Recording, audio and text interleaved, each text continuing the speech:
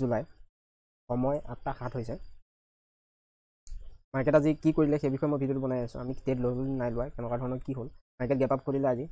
10 point gap up খুলিছে market open হৈছিল আজি 24,230 মাৰ্কেট অপেন হৈছে মাৰ্কেট অপেন হৈ লগালগ বিগ ৰেড কেণ্ডেল বনাই ডাউন সাইড আহিলে ডাউন সাইড অহাৰ পিছত আমি ৱেট কৰিলোঁ বাইং সাইডত যাবৰ কাৰণে ফিবোনাচি ৰিটেষ্টমেণ্ট লগাই এই দুটা লেভেলত ৱেট কৰি আছিলোঁ কিন্তু নিদিয়াৰ পিছত আমি চেলিং সাইডত চালোঁ চেলিং সাইডত চালোঁ আমি 50% ৰিটেষ্টমেণ্টৰ কাৰণে ৱেট কৰিলোঁ 50% ৰিটেষ্টমেণ্ট যাওক মাৰ্কেট যিভাগে ধুনীয়া চেলিং হৈছিলে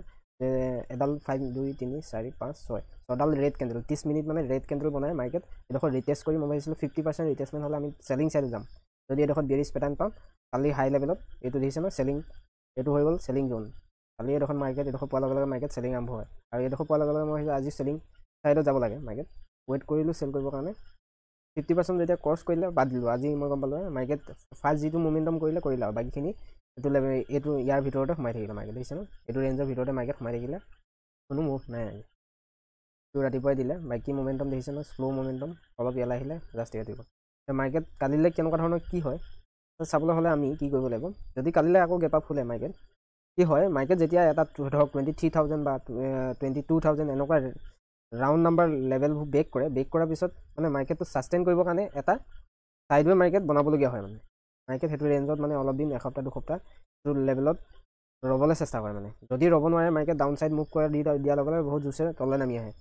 যদি এসপ্তাহমান বা 3 দিন 4 দিন এইটো লেভেলত যদি মুভ হৈ যায় তাৰপিছত আপচাইড যোৱা আৰম্ভ কৰে বা যদি ইয়াত 4-5 দিন কাম কৰি মাৰ্কেট এই 24,000 ব্ৰেক কৰে তেতিয়া ডাউন চাইডত যোৱা আৰম্ভ কৰে মানে এতিয়া মেইন কথাটো হৈ গ'ল আজি আমি এতিয়া কি বুজিলোঁ মাৰ্কেটৰ আমাৰ এতিয়া বৰ্তমান মাৰ্কেটৰ ট্ৰেণ্ডটো সাইডৱে ট্ৰেণ্ডত আছে যদি মাৰ্কেট 24,000টো ব্ৰেক কৰি তললৈ নামিবলৈ আৰম্ভ কৰে লোৱাৰ লো লগাই তেতিয়া আমি গম পাম যে মাৰ্কেট ডাউন ট্ৰেণ্ডত আহি গ'ল আমি চেলিং সাইডত তেতিয়া চাব পাৰোঁ যদি এইটো লেভেলত কি হ'ব যদি আমি বাইং সাইডত যদি পাওঁ এই লেভেল দেখিছে ন এই মাৰ্কেট যেতিয়া এইটো লেভেলত অহাৰ লগে লগে মাৰ্কেট এইটো চেলিং সাইডত আহে আমি মাৰ্কেটত বাই কৰিলোঁ আমি কি কৰিব লাগিব 20,200ৰ ওপৰত আমি বাই কৰিবলৈ চাব লাগিব মাৰ্কেট যদিও বাই বেটত পাওঁ তেতিয়া কি কৰিব লাগিব মাৰ্কেট যদি কালিলৈ গেপ আপ অপেন হয় যদি কালিলৈ মাৰ্কেট গেপ আপ অপেন হয় আপোনাৰ 100 পইণ্ট যদি গেপ আপ অপেন হয় মাৰ্কেট কালি লেভেলতে তেতিয়া কি কৰিব লাগিব আমি ক্লজিং প্ৰাইজৰ পৰা আমি ফিবোনাচি লগাই ৱেট কৰিব লাগিব এইটো লেভেলত যেতিয়া মাৰ্কেট এইটো লেভেলত ধৰক ইয়াৰ পৰা মাৰ্কেট ৰিটেষ্টমেণ্ট কৰি যদি এইটো লেভেলত আমি কিবা বাইং পেটাৰ্ণ পাম তেতিয়া আমি বাই কৰিবলৈ চাম আপ চাইডৰ কাৰণে আৰু যদি মাৰ্কেট কি হয় গেপ ডাউন খোলে যদি গেপ ডাউন খোলে মাৰ্কেট এইটো লেভেলৰ তলত গেপ ডাউন খুলিলে আমি ৱেট কৰিব লাগিব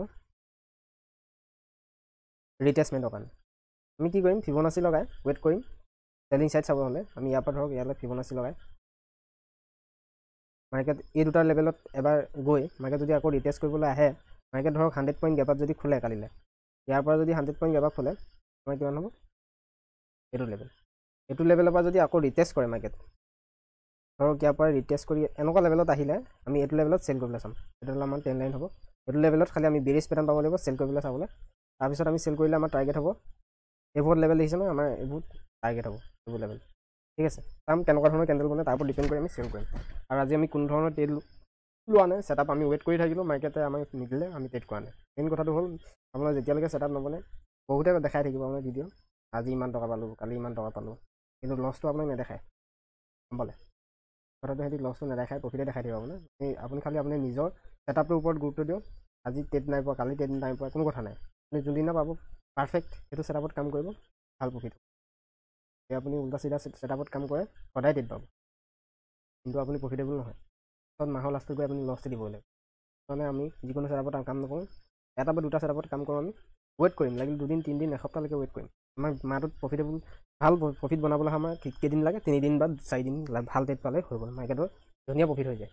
গোটেই মাহটো ইমান লাগি থাকি কি লাভটো আছে যেতিয়া ছেটআপ বনিব তেতিয়া লাগিলে গোটেই মাহটো যদি ছেটআপ বনাইছে গোটেই মাহটোৱে ট্ৰেড কৰিম কিন্তু ছেটআপ নবনিলে আমি এসপ্তাহলৈকে বহি দিম বা 10 দিনলৈকে বহি দিম কোনো কথা নাই আমাৰ মাহটোত 2 দিন 4 দিনৰ কামে 4 দিন যদি কাম হৈ যায় হৈ গ'ল ঠিক আছে